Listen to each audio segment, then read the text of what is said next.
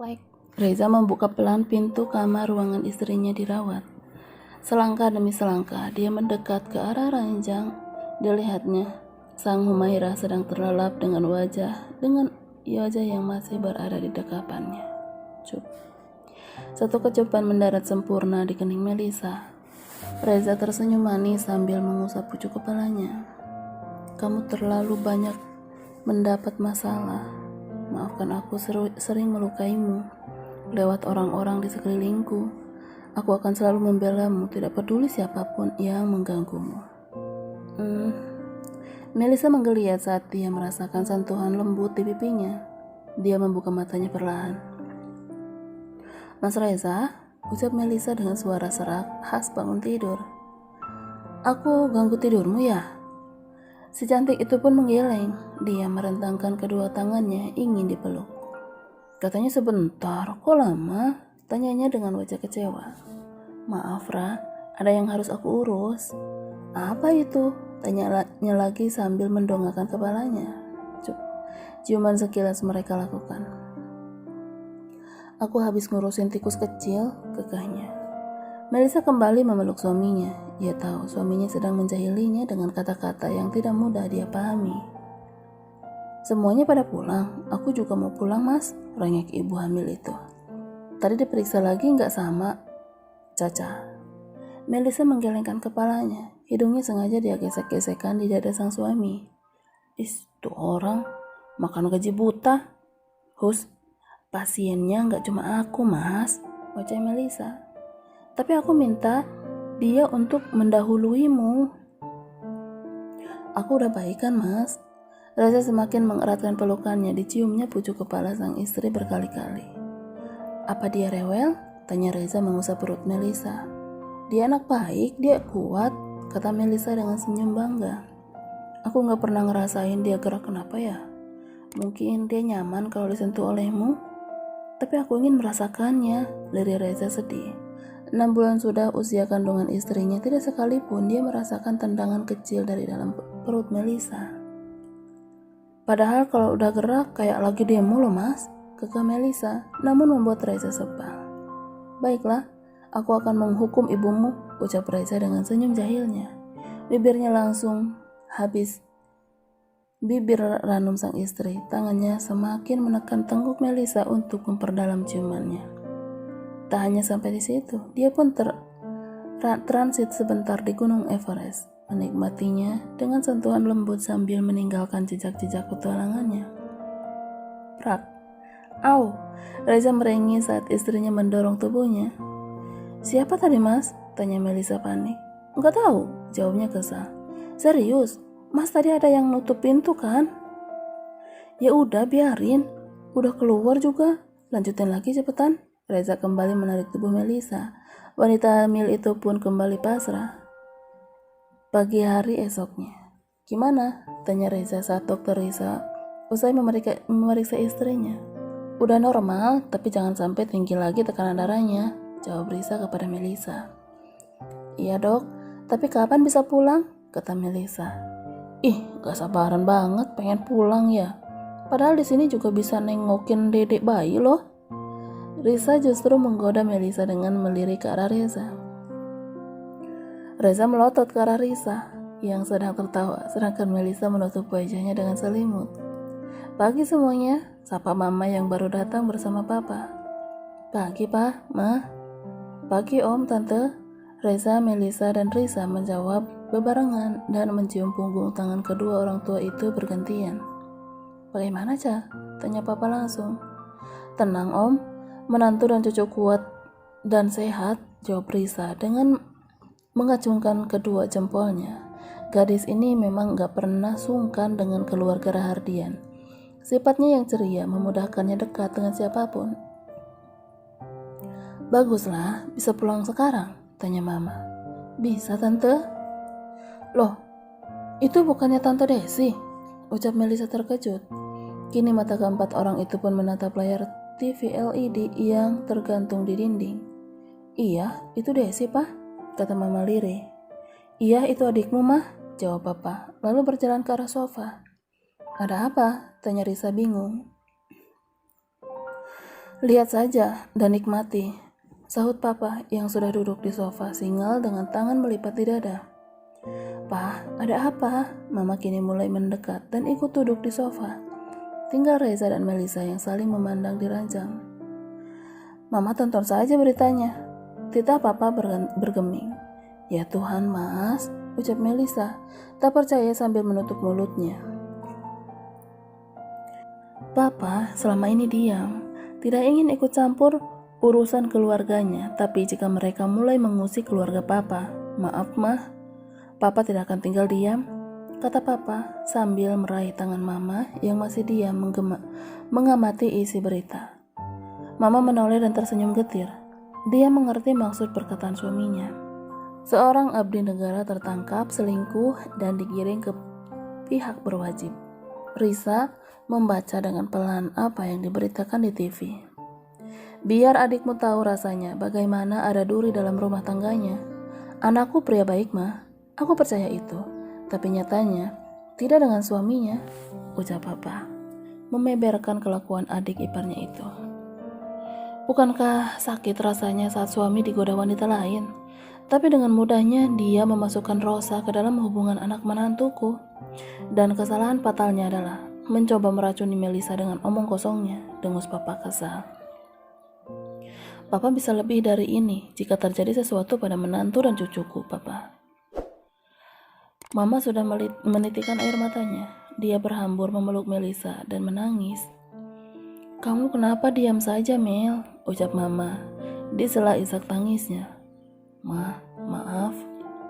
"Tidak sayang, mama yang harusnya minta maaf," kata mama lagi penuh penyesalan. "Sudah Ma, aku udah gak apa-apa. Mama tidak akan mengakuinya sebagai keluarga jika terjadi sesuatu kepadamu." Mama menangkup wajah menantunya itu dengan mencium keningnya. "Lalu gimana dengan Tante Desi?" tanya Risa walau ragu. "Biarin aja, biar tahu rasa," kekeh Reza, namun langsung mendapat cubitan di perutnya. "Mas, Tante pasti terluka banget sekarang," ucap Melisa lirih. "Jangan terlalu baik, maafkan jika kamu mau, tapi mohon jangan pernah bertemu lagi dengannya," jawab Reza. Melisa hanya mengangguk tanda paham. "Maafkan papa, Ma. Biarkan Desi mendapat hukuman yang sama dengan apa yang Melisa rasakan." "Iya, Mama mengerti. Mama juga gak habis pikir dengan apa yang dia lakukan." "Anakmu ini terlalu tampan, Ma," kekeh Reza lagi membuat keempat orang yang ada di dekatnya langsung menatapnya malas. "Kayaknya Ocha pasti pulang deh." Reza tertawa saat mendengar ucapan Risa yang mengatakan jika Ocha akan pulang. Dia terkekeh geli sampai melempar tisu ke arah dokter cantik itu. "Suka-suka dia lah, pulang juga ke rumahnya bukan ke rumah gue," ucap Reza di sela kelak tawanya. "Tapi dia kalau ke rumah gimana?" tanya Melisa pada Reza. Pria itu langsung menangkup wajah istrinya. "Kita pulang ke apartemen, beres kan?" jawabnya santai. "Ya sudah, Mama bantu beresin barangmu ya, Mel," kata Mama. "Antar Om bertemu kepala rumah sakit ya, Ca?" "Beres, Om." Kini Papa dan Risa berjalan menuju lift. Tujuannya adalah menemui kepala rumah sakit, yaitu Dr. Ibrahim yang terletak di lantai 6. "Ca, nggak ada yang kamu sembunyikan dari Om kan mengenai kesehatan Melisa?" tanya Papa saat keduanya berada di lift khusus. "Berdoa saja, Om. Aku cuma gak mau mendahului takdir. Aku berusaha semaksimal mungkin agar bayi dalam kandungan Melisa sehat dan selamat. Namun jika Tuhan berkehendak lain, aku bisa apa?" Pernyataan Dokter Risa bagai ribuan pisau yang menghujam pada dada Papa. Dia tidak bisa membayangkan jika harus kehilangan cucu yang amat dia inginkan. "Om akan lakukan apapun agar bayi itu selamat lahir ke dunia. Bahkan jika perlu Om akan bawa Melisa ke luar negeri." "Om, kita urus di sini saja dulu. Rumah sakit ini banyak dokter terbaik. Percaya sama aku ya, Melisa ibu yang kuat." Papa tersenyum, walau hatinya kini kacau. Entah kenapa, dari awal mengetahui sang menantu hamil, Papa selalu khawatir. "Sudah, Om, aku baik. Aku balik ke ruanganku ya," pamit Risa setelah berada di depan pintu Dokter Ibrahim. sang kepala rumah sakit. "Nak, kita liburan yuk," ajak mama tiba-tiba mengagetkan anaknya yang sedang menjahili istrinya. "Reza banyak kerjaan, Ma," jawabnya langsung menarik diri dari sisi tubuh Melisa. "Biar istrimu lebih happy," kata mama lagi. "Nanti deh, aku beneran deh nggak bisa kalau sekarang. Aku cek skedul dulu, nanti biar Viana yang atur ulang," ucap Reza menjelaskan. "Kamu mau liburan, Rah?" tanya Reza pada Melisa yang hanya diam saja. "Aku mau ke panti asuhan. Semalam aku mimpiin langit," jawabnya sedih. Kini tangannya sudah meremat selimut yang menutupi kaki sampai pinggangnya. "Anak laki-laki itu ya, Mel?" tanya mama. "Iya, Ma. Anaknya baik dan sopan. Amira juga beberapa kali menanyakannya." "Sopan apanya? Nempel di tempat terlarang terus begitu," dengus Reza kesal. Mama mengernyitkan dahinya bingung. Dia tidak mengerti apa yang dimaksud Reza. "Udah deh, gak usah mulai," Melisa mengingatkan sang suami yang sudah memasang wajah masam. "Ada apa dengan anak itu? Anaknya baik," kata mama membela. "Mas Reza gak suka, Ma," saut Melisa jujur. "Lebih tepatnya aku cemburu, Ra. Cemburu sama anak kecil. Gimana nanti jika anak kalian lahir? Kan ada mama," gagah Reza. Tutup botol pun mendarat sempurna di keningnya. "Au," jerit Reza kesakitan. Tiba-tiba pintu terbuka. Ketiganya kini menoleh ke arah yang sama. "Ayo, kita pulang, tapi sebelumnya kita makan siang dulu," kata papa yang datang kembali setelah pertemuannya dengan Dokter Ibrahim. "Mama bantu kamu ganti baju dulu ya, Mel," ucap mama yang langsung memegang tangan menantunya itu untuk turun dari ranjang. Kini keduanya melangkah ke arah kamar mandi. "Hai, Son, kamu mau kemana?" tanya papa saat putra sulungnya itu hendak menyusul ke kamar mandi. "Ih, papa apaan sih panggil aku begitu? Nanti kedengaran istriku," ucap Reza kepada papanya. "Kenapa? Papa suka nama itu?" gagah papa. "Aku udah gede ya, bentar lagi mau punya anak," ucap Reza dengan bangganya. "Ya udah sana. Kamu inget kan? Jangan pura-pura lupa," ujar papa sambil mendorong tubuh anaknya. Iya, aku baru nemuin punya papa yang jahatnya bikin aku istighfar terus," sungut Reza kesal sembari menutup pintu. "Loh, Mas Reza kemana?" tanya Melisa saat keluar dari kamar mandi setelah beberapa saat berganti pakaian. "Suamimu sedang menjalankan hukuman," jawab papa santai. Pria parubaya itu masih duduk di sofa secangkir kopi di tangannya. "Hukuman apa? Di mana?" tanya Melisa lagi bingung. "Berdiri menghadap kamar mayat." "Ye, liburan!" teriakan antusias Amira menggema ke seisi ruang tengah saat keluarga Rahardian usai makan malam.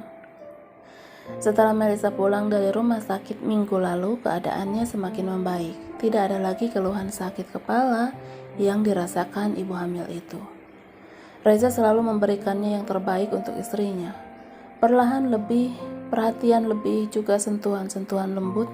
Belum lagi kata-kata manisnya yang langsung membuat Melisa bertekuk lutut di hadapannya. "Nanti sebelum pergi kalian ke rumah sakit dulu, cek kandungan dan minta vitamin.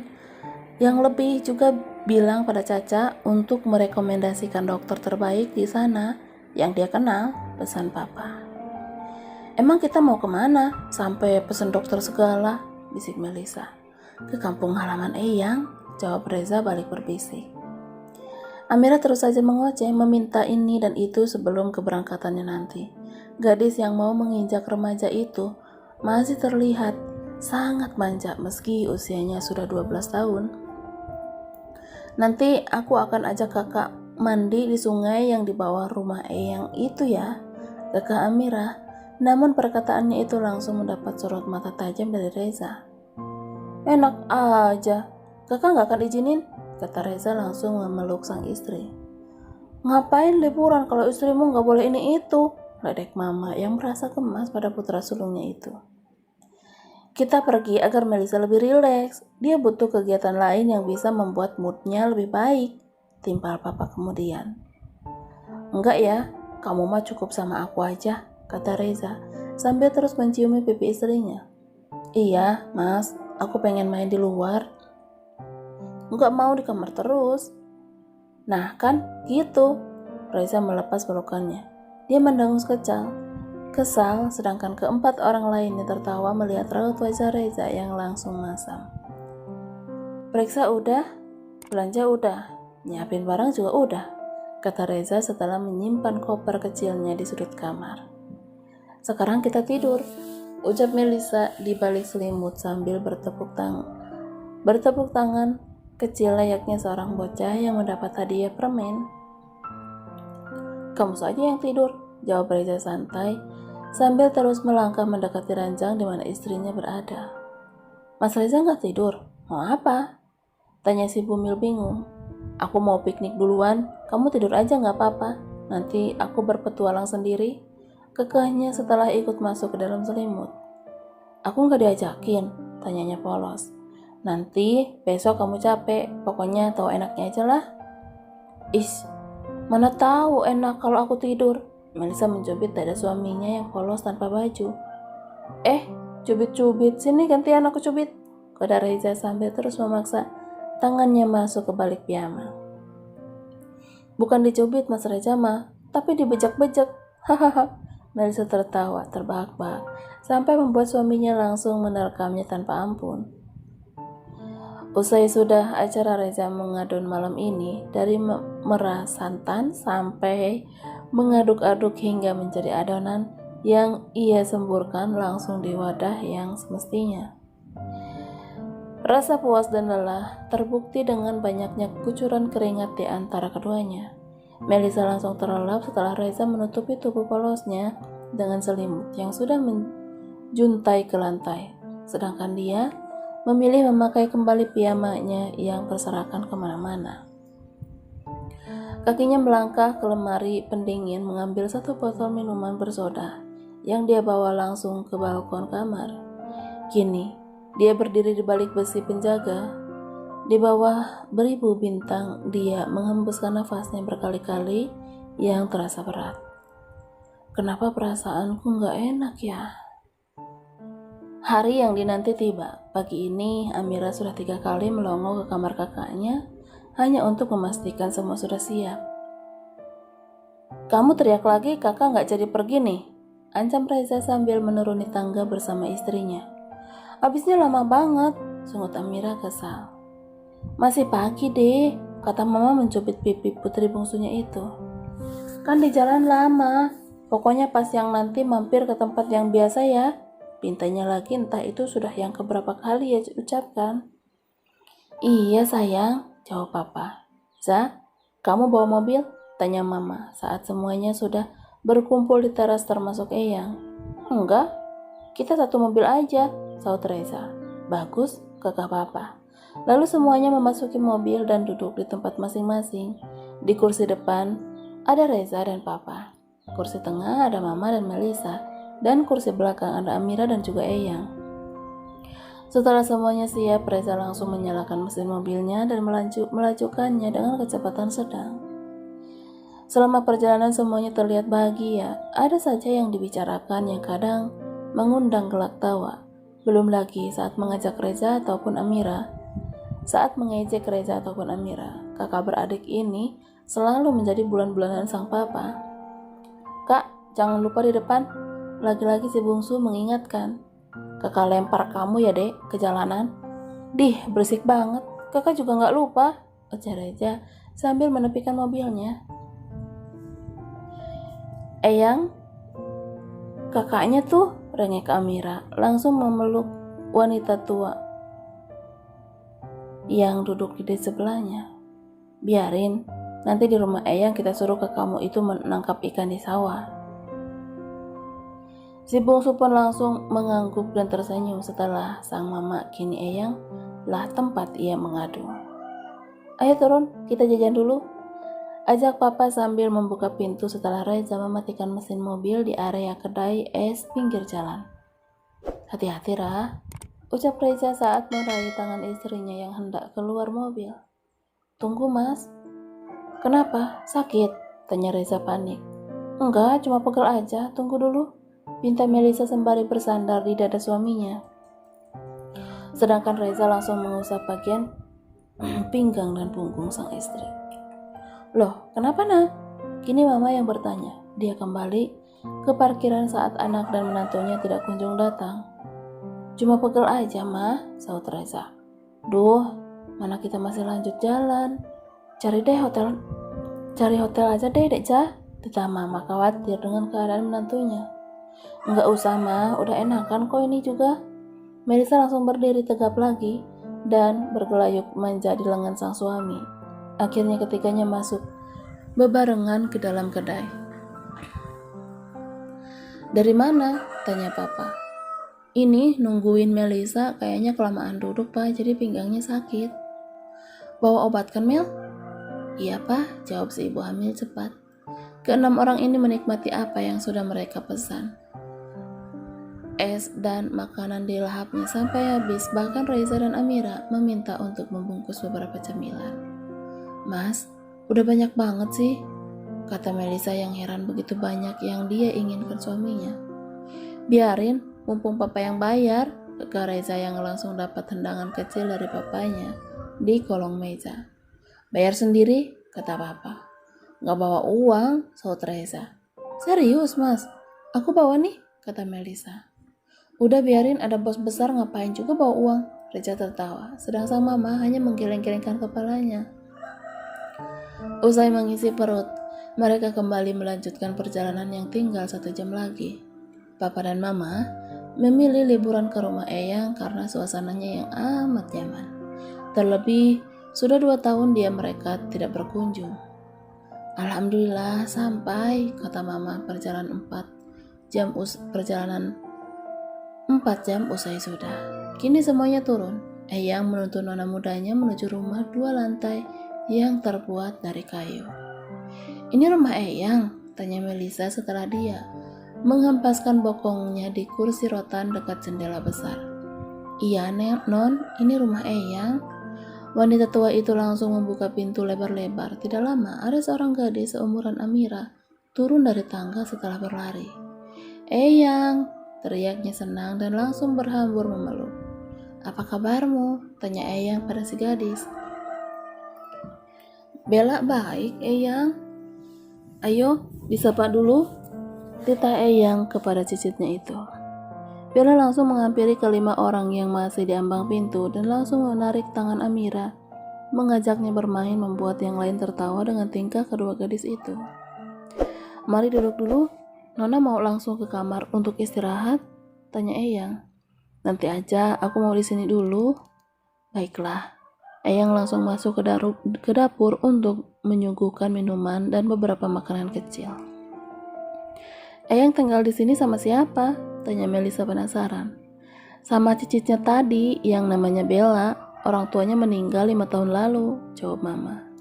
Lalu, Eyang di sana dan Bella di sini sama siapa? Tanya Melisa lagi. Ada kerabat Eyang yang tinggal di sini juga, dan ada pemuda yang Eyang angkat 3 tahun lalu karena dia korban kecelakaan tabrak lari, tapi entahlah apa masih di sini. Melisa hanya mengangguk sambil mengusap perutnya yang sedikit ada gerakan. Silahkan diminum dulu.